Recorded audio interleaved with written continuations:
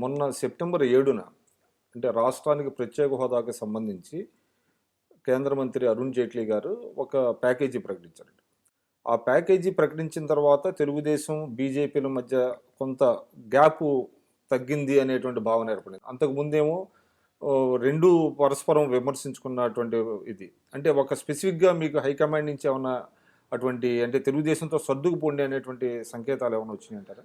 అంటే ఇప్పుడు ఇక్కడ అదే అవగాహన రాహిత్యం అని చెప్పాలి. ఇప్పుడు ఎందుకంటే ఎప్పుడు భారతీయ జనతా పార్టీ తెలుగుదేశం పార్టీని విమర్శించలేదు. మీరు ఒకసారి తీసుకోండి, ఎవరు మాట్లాడినప్పటికీ కూడా కేంద్ర ప్రభుత్వం ద డే బిగినింగ్ ఈరోజు వరకు కూడా ఈ దేశ చరిత్రలో ఏ రాష్ట్ర విభజన జరిగినప్పుడు ఇవ్వనటువంటి స్కీమ్స్ ఈ రాష్ట్రానికి ఇస్తూ వస్తున్నారు. ఇస్తున్నప్పటికీ కూడా కేంద్ర ప్రభుత్వం ఆంధ్ర రాష్ట్రాన్ని నెగ్లెక్ట్ చేస్తుందనేటువంటి ఒక ప్రచారం పనిగట్టుకు జరుగుతుంది. ఒక స్పాన్సర్డ్ ప్రోగ్రామ్గా జరుగుతున్నప్పుడు కేంద్ర ప్రభుత్వం నుంచి ఏ పథకాలు వచ్చినాయి, ఎంతెంత ఇస్తున్నారు అని భారతీయ జనతా పార్టీ నుంచి చెప్పడం జరుగుతుంది తప్ప ఎప్పుడు ఎవరిని విమర్శించలే. అది తెలుగుదేశం పార్టీ నుంచి కొంతమంది నాయకులు ఇప్పుడు సపోజ్ పోలవరానికి డబ్బులు ఇవ్వలేదని అంటున్నారు. పోలవరానికి ఇంత ఇవ్వడం జరిగింది, కానీ మీకు యూటిలైజేషన్ సర్టిఫికెట్స్ రాష్ట్ర ప్రభుత్వాన్ని అడిగారు, ఇవ్వలేదు. ఇచ్చి తీసుకోండి అని బీజేపీ నుంచి దానికి చెప్పడం జరుగుతుంది. దానికి తెలుగుదేశం నుంచి కొంతమంది శాసనసభ్యులు ఎవరైతే మేము బీజేపీ నుంచి ఇదిగో ఈ రీజన్ వల్ల స్ట్రక్ అయినాయి, మీరు ఇచ్చి తెచ్చుకోండి అంటే వాళ్ళ మీద వ్యక్తిగతంగా విమర్శలు చేయడం మొదలుపెట్టారు. అంటే విమర్శలు అనేవి అటు సైడ్ నుంచి వచ్చినాయంటారు? అటు సైడ్ నుంచి వచ్చినాయి. బీజేపీ నుంచి ఎవరు కూడా వ్యక్తిగతంగా ఎవరిని నాయకులు ఎవరు విమర్శించలా. ఇవ్వలేదు అంటే ఎంత ఇచ్చినారు అనేది మీరు ఒక్కటి గుర్తుపెట్టుకోండి.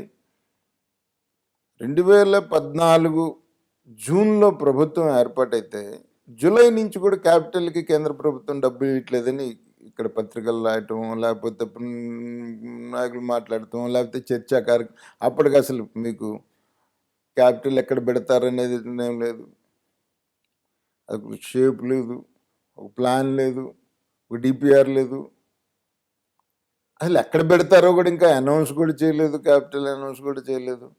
ఆ రోజు నుంచి క్యాపిటల్ కేంద్ర ప్రభుత్వం డబ్బులు ఇట్లేదు అని ప్రచారం జరిగిందా లేదా? అంటే పునర్వ్యవస్థీకరణ బిల్లులు ఏదైతే పెట్టారో ఆ ప్రయోజనాలు ఇస్తున్నారు తప్ప అదనంగా ఏమి ఇవ్వట్లేదు అనేటువంటిది తెలుగుదేశం కానివ్వండి మిగతా వాళ్ళ వాదన. ఏమంటే ఇప్పుడు పునర్విభజన బిల్లులో 10 సంవత్సరాల్లో ఇవ్వాలని ఉంది, సంవత్సరంలో ఇవ్వాలని, వారం రోజుల్లో ఇవ్వాలని లేదుగా. కానీ సంవత్సరంలోనే పునర్విభజన చట్టంలో ఉన్నటువంటి ఇన్స్టిట్యూషన్స్ కాకుండా కూడా అదనంగా ఎన్నో ఇన్స్టిట్యూషన్స్ ఇవ్వటం జరిగింది రాష్ట్రానికి. ఇంకా కేంద్రానికి చిత్తశుద్ధి లేదంటే మన 10 సంవత్సరాలు ఇవ్వమని ఉంది చట్టంలో, ఇస్తేనేమో చట్టంలో ఉంది కాబట్టి ఇచ్చారంటారు.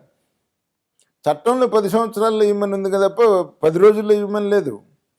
ఫేజ్డ్ మేనర్లో ఇవ్వచ్చు. ఫేజ్డ్ మేనర్లో ఇవ్వాల్సిన పరిస్థితి ఉన్నప్పటికీ కూడా ఈ రాష్ట్రం పట్ల, ఎందుకంటే నరేంద్ర మోడీ గారు 14 ఎలక్షన్స్లో ఈ రాష్ట్రానికి వచ్చి ఈ రాష్ట్ర అభివృద్ధికి నేను కట్టుబడి ఉన్నాను అని చెప్పినాడు కాబట్టి ఆయన అయినప్పటి నుంచి కూడా ఈ రాష్ట్ర అభివృద్ధిలో భాగం తీసుకొని అనేక రకాలైనటువంటి మీకు డిఫెన్స్ పరంగా కానీ ఎడ్యుకేషన్ పరంగా కానీ చట్టంలో పెట్టినవి పెట్టనివి ఈ రాష్ట్రానికి అవసరమైనటువంటి అన్ని ప్రాజెక్ట్స్ కూడా ఇవ్వటం జరిగింది. ఈ రాష్ట్రం పట్ల చిత్తశుద్ధి లేకపోతే కేంద్ర ప్రభుత్వం ఏర్పాటైన ఫస్ట్ క్యాబినెట్లోనే పోలవరం ముంపు ప్రాంతాలని ఆ రోజున మేము అడిగాం, నేనున్నాను జయరాం రమేష్ గారి దగ్గర, మీరు ముంపు ప్రాంతాలని తీసుకొచ్చి మొత్తం భద్రాచలం డివిజన్ని ఆంధ్రాలో కలపకుండా పోలవరం ఎట్లా కడతారని మీరు అనుకున్నారో మాకు కలపాలి అన్నాం. ఇగో కలిపేస్తున్నాం, అంత అయిపోయింది చేస్తున్నామని చెప్పేసి దాటేసాడు తప్ప కలపలేదు.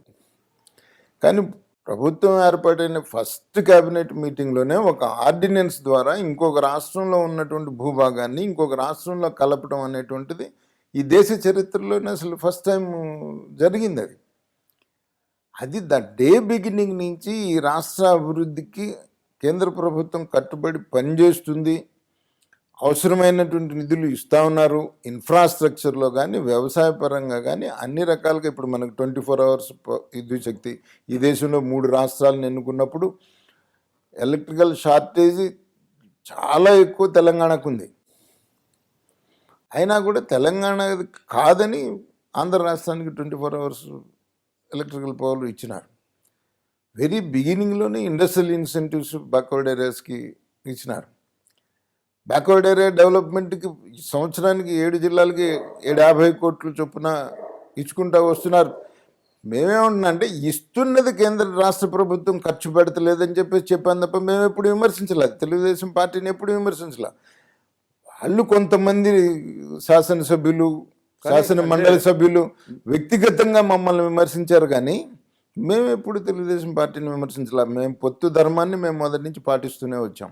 అంటే రాష్ట్ర ప్రభుత్వ వాదనేమో మీరు ఏదైతే రెవెన్యూ లోటుకి సంబంధించి వాళ్ళేమో 16,000 కోట్లు ఇవ్వాలి, అది ఫస్ట్ ఇయరే భర్తీ చేయాలంటున్నారు. మీ దగ్గరికి వచ్చేటప్పటికి అసలు అంత రెవెన్యూ లోటు లేదు, వీళ్ళు చేసినటువంటి హామీలుకి డబ్బులు ఖర్చు పెట్టడం మూలన అది రెవెన్యూ లోటులో చూపిస్తున్నారు అనేటువంటిది వాదన ఒకటి ఉందండి. అది ఎక్కడా కూడా అంటే మీ రెండు పార్టీల మధ్య బీజేపీ తెలుగుదేశం మధ్య ఏకాభిప్రాయం వస్తున్న ఫీలింగ్ లేదు కదా. ఇప్పుడు ఒక ప్రొసీజర్ అనేది ఒకటి ఉంటుందండి.